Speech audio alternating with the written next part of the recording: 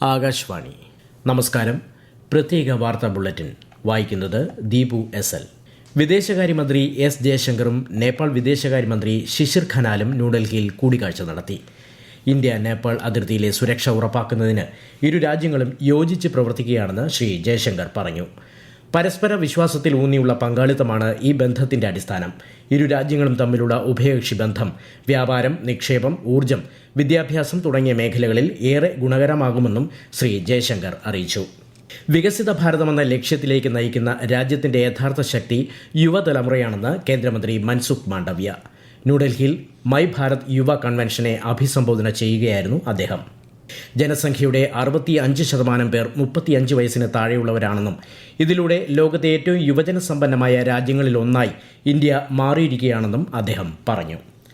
ഭക്ഷ്യ എണ്ണ പാക്കറ്റുകളുടെ വലിപ്പത്തിൽ ഭേദഗതി നിർദ്ദേശിച്ച് കേന്ദ്ര സർക്കാർ.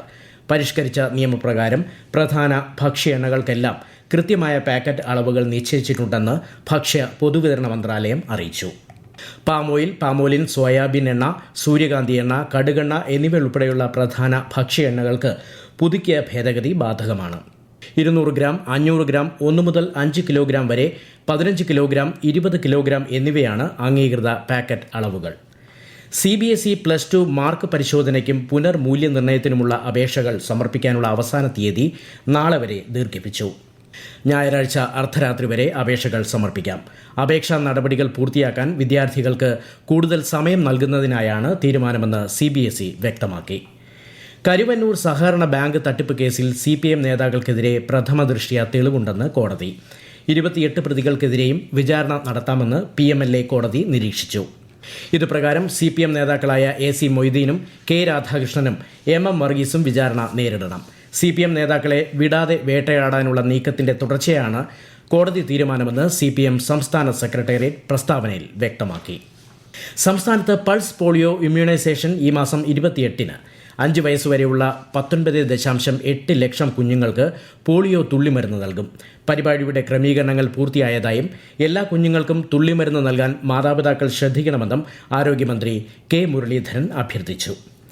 കേരളത്തിൽ തെക്ക് പടിഞ്ഞാറൻ കാലവർഷം ശക്തി പ്രാപിക്കുന്നു. മലപ്പുറം, കോഴിക്കോട്, വയനാട്, കണ്ണൂർ, കാസർഗോഡ് ജില്ലകളിൽ കേന്ദ്ര കാലാവസ്ഥാ വകുപ്പ് ഇന്ന് ചുവപ്പ് ജാഗ്രത പ്രഖ്യാപിച്ചു.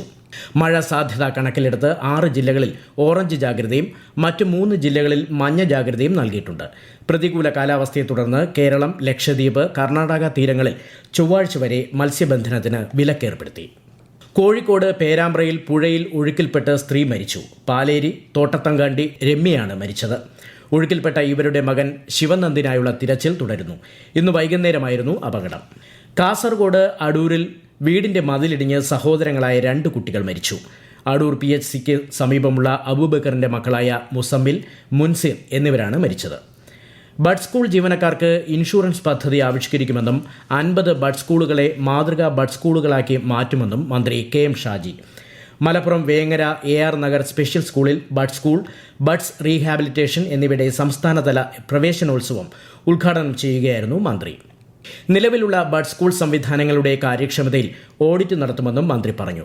തദ്ദേശ സ്ഥാപനങ്ങളുടെയും കുടുംബശ്രീയുടെയും നേതൃത്വത്തിൽ 187 ബഡ് സ്കൂളുകളും 218 ബഡ്സ് റീഹാബിലിറ്റേഷൻ സെന്ററുകളുമാണ് സംസ്ഥാനത്തുള്ളത്.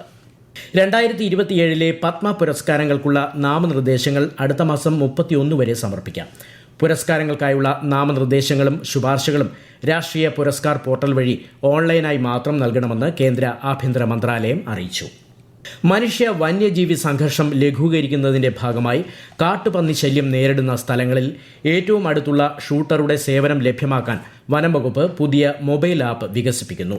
തിരുവനന്തപുരത്ത് ജില്ലാ കളക്ടറുടെ അധ്യക്ഷതയിൽ ചേർന്ന യോഗത്തിലാണ് തീരുമാനം. ആപ്പിൽ രജിസ്റ്റർ ചെയ്ത ഷൂട്ടർമാർക്ക് പന്നിശല്യമുണ്ടായാൽ ഉടൻ അലേർട്ട് ലഭിക്കും വിധമാണ് ആപ്പ് തയ്യാറാക്കുന്നത്. ന്യൂ ചണ്ഡീഗഡിൽ നടക്കുന്ന ഇന്ത്യ-അഫ്ഗാനിസ്ഥാൻ ക്രിക്കറ്റ് ടെസ്റ്റിൽ 1-ാം ദിവസം കളി നിർത്തുമ്പോൾ ഇന്ത്യ ആദ്യ ഇന്നിംഗ്സിൽ 3 വിക്കറ്റ് നഷ്ടത്തിൽ 368 റൺസ് എന്ന നിലയിൽ. KL രാഹുലിന്റെയും ക്യാപ്റ്റൻ ശുഭ്മാൻ ഗില്ലിന്റെയും സെഞ്ചുറികളാണ് ആതിഥേയരെ ശക്തമായ നിലയിൽ എത്തിച്ചത്. സായ് സുദർശൻ 81 റൺ നേടി. അഫ്ഗാനിസ്ഥാനിന് വേണ്ടി മുഹമ്മദ് സലീം 2 വിക്കറ്റുകൾ വീഴ്ത്തി. പ്രത്യേക വാർത്താ ബുള്ളറ്റിൻ കഴിഞ്ഞു. അടുത്ത വാർത്താ പ്രക്ഷേപണം നാളെ രാവിലെ 6:45-ന്.